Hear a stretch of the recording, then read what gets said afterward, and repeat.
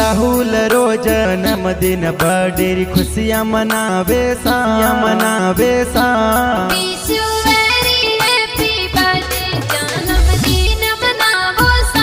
पप्पा जी गोविंद जी कही जे पार्टी जोर देवे सा।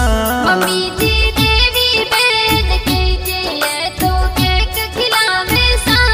थे तो गाँव सांदई माई पार्टी जोर मनावो सा।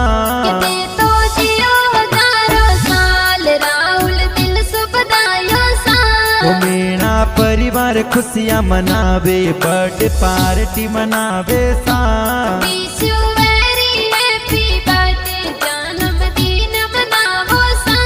थे तो जियो हजारों साल दिल सो देवा बताया सा।